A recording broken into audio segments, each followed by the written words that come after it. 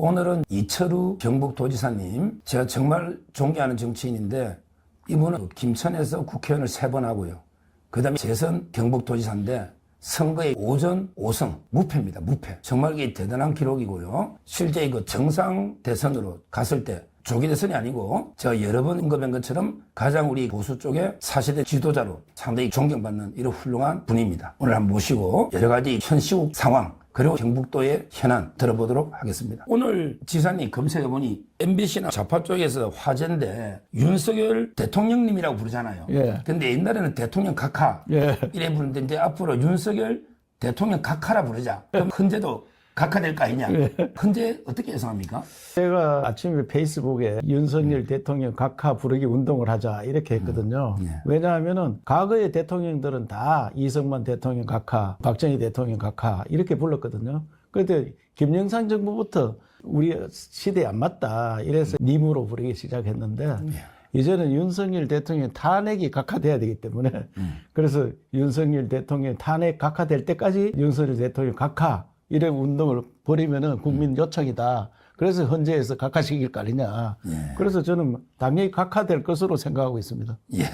또 얼마 전에 동대구역에서 세이브 코리아 집회할 때 애국가도 불렀는데 지금 애국가를 당당하게 똑바로 부르기 운동, 그런 게 어떤 운동입니까? 우리 도청에서 애국가 부르기, 힘차게 부르기 운동을 하고 있습니다. 그래서 음악하는, 성악하는 분 모시고 간부들이 가서 연습을 합니다. 애국가를 하는데 전부 입맛 뻥긋뻥긋하고 자기 나라 국가도 제대로 못 부르느냐. 그래서 애국가 힘차게 부르기 운동을 하는데 마침 동대구역에 나가니까 도지사가 나가서 할 이야기가 굉장히 어렵습니다. 선거법이 있고 공무원 중립 원칙이 있고 그래서 말하기 어려워서 연습해놨는 애국가가 있어서 불렀거든요.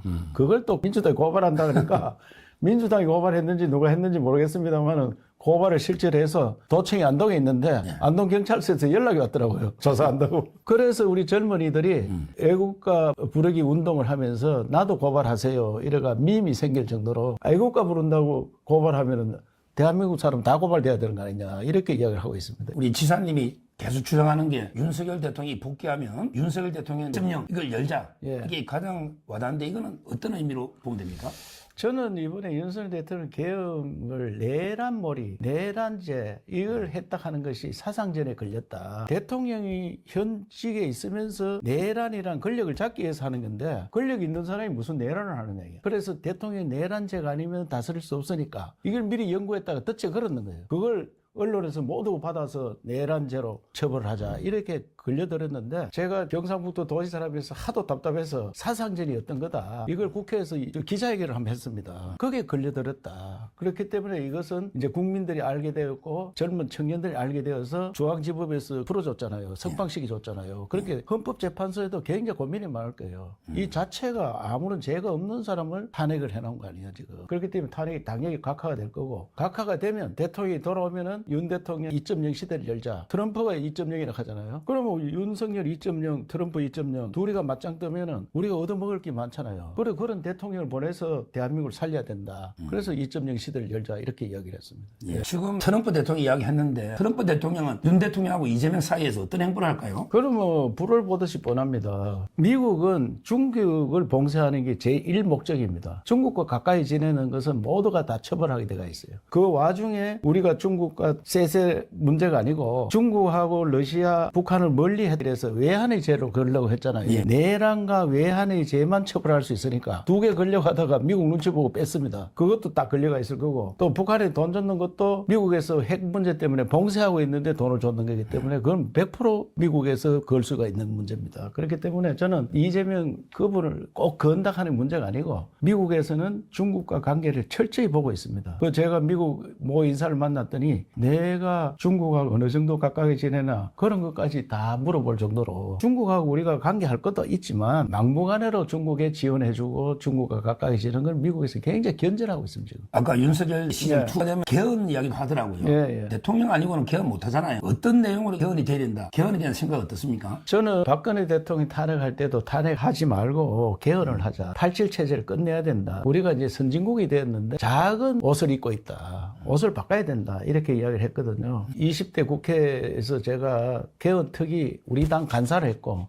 저쪽에서는 이인영 의원이 했습니다만 개헌은 헌법 바꾸는 안을 많이 만들었었어요. 그래서 어떤 개헌을 할 거냐. 제일 중요한 건 분권입니다. 제가 세 번 국회의원 할 때 양당이 세력이 비슷비슷했을 때는 국회에 힘이 별로 없었어요. 한 당이 일당 독점이 되니까 이렇게 힘이 센 제왕적 국회는 처음 봤거든요. 국회 권한을 양원제해서 분권해야 됩니다. 상원은 미국처럼 지역 대표를 뽑아서 하원에 통과된 거를 상원에 통과되도록 하면은 이와 같이 막무가내 법은 안 나올 거예요. 그 다음에 대통령 권한도 좀 줄이고 더 중요한 것은 제가 도지사를 해보니까 지방에 권한이 없어요. 지방 분권. 이래서 분권 개헌하는 게 좋겠다 이렇게 생각합니다. 대통령 권한을 지방으로 내려주는 거예요. 그 중앙정부에 있는 권한을 중앙정부는 쉽게 하면 정책만 수립하고 지방에서 집행할 수 있도록 중앙에 있는 게 대통령 권한이 그래서 내려주는 게 좋겠다 이렇게 생각합니다. 이재명 대표가 과연 개헌에 동의할까요? 지난번에도 여야 합의로 개헌기가 만들어져가 해다가 탄핵이 이루어지니까 바로 돌아섰거든요. 왜냐하면 따놓은 당상이니까 이재명 대표도 지금 따놓은 당상으로 생각하니까 개헌 안 한다고 하죠. 지난번하고 똑같은 현상이 벌어지는 겁니다. 그래서 나라 체제를 바꾸기 위해서 맞는 옷을 입기 위해서 이제 선진국에 맞는 옷을 입어야 되거든요. 옷을 새로 맞춰야 되는데 맞추려면 현 대통령이 해야 되기 때문에 윤석열 2.0 시대에 열어서 해야 됩니다. 그게 나라를 위한 길입니다. 이거는 개인 확인 질문인데 제가 들은 이야기인데 윤 대통령이 한덕수 총리 오래 했잖아요. 차기 그 총리를 교체하려 했잖아요. 윤 대통령이 지사님을 참 좋아해가지고 차기 총리로 검토한다는 이야기를 들었거든요. 그럼 이게 윤석열 시즌2에는 총리로 갈 수도 있습니다. 솔직히 제가 페루의 그 에이펙을 작년 11월 14, 15일 하는데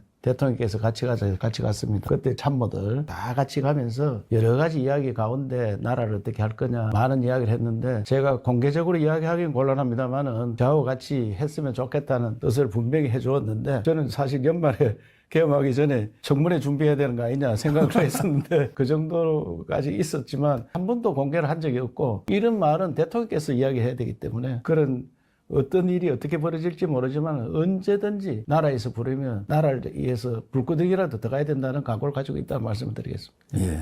그럼 이게 어차피 뭐 총리 얘기 놓으니까 지금 최상목 대행 있잖아요. 일부에서는 헌재 재판관 2명 임명하고 그것은 배신한 거 아니냐. 대통령 측에 좀 섭섭하게 생각하고 있다. 이런 이야기도 있고요. 또 어떤 사람은 많이 임명 영리하게 잘 안 하고 있다. 이런 평가가 있는데 최상목 대행에 대해서 솔직하게 어떻게 평가하는지 한 몇 점 정도 줄 수 있는지. 저도 여러 차례 같이 다니고 용산에 그 수석이 있을 때나 장관으로 갔을 때나 부총리 할 때나 이래 만나보면은 굉장히 성품 온화하고 능력 있고 수석 졸업생 아닙니까? 그리고 대통령께서도 굉장히 신임하고 그리고 제가 같이 있어 보면은 서로 웃고 일 잘하고 굉장히 두터운 관계로 알고 있습니다. 그런데 그때 임명을 두 사람 했을 때 저도 실망을 했었지만 본인은 경제만 생각했기 때문에 그런 판단을 했는 거 아니냐. 우리처럼 정치를 해보고 많이 부딪혀 본 사람 같으면 그게 말이 되느냐. 너들은 이때까지 헌법재판관 추천도 안 했잖아. 75일간 비안왔는데 왜 갑자기 하락하는 얘기야. 아니 지금 방송통신위원회도 추천 안 하잖아. 안 하고 지금 갑자기 또 일 생기면 자기들이 잡으면 바로 할 거야. 그거 너가 그래 했는데 좀 기다려라. 75일 기다리자. 할 수 있었는데 경제만 생각하니까 그렇게 결정을 했는 것 같은데 글쎄 정치인 같으면 안 했겠죠. 그건 정치인이 아니잖아. 그럼 이게 한 명 더 평가 물어보면요. 저는 이번 탄핵이나 또 내란 프레임 이게 가장 큰 문제가 그 한동훈 전 대표 있잖아요. 이분이 탄핵도 주도했고요. 대통령 하야라부터 이랬잖아요. 한동훈 대표에 대해서는 어떻게 생각하십니까? 제가 국회에서 사상전에 대해서 설명을 하고 쭉 했더니 한동훈이 뭐 책 썼는데 묻더라고요. 그래서 내가 언급할 가치도 없다 이렇게 이야기했더니 그런데 사실 저는 우선에 대한민국을 살아가면서 자기를 키워준 사람을 배신하는 이게 가장 나쁜 사람들 아니에요? 그 의리 없이 배신하고 그래서 이번에 가장 안 좋은 게 내란이라고 했잖아요. 내란을 했기 때문에 온 국민이 그에 말려들어 있습니다. 그런데 그것을 바로 한동훈 대표도 그래 이야기하더라고요. 자기가 판단해야지 이게 내란 아니다. 이렇게 했었는데 그거 말려들었는지 자기가 알고 했는지 잘 모르겠지만 그건 너무 명백하게 잘못된 행위입니다. 그것도 탄핵 찬성하는 행위. 그건 역사의 죄인으로 남을 거예요.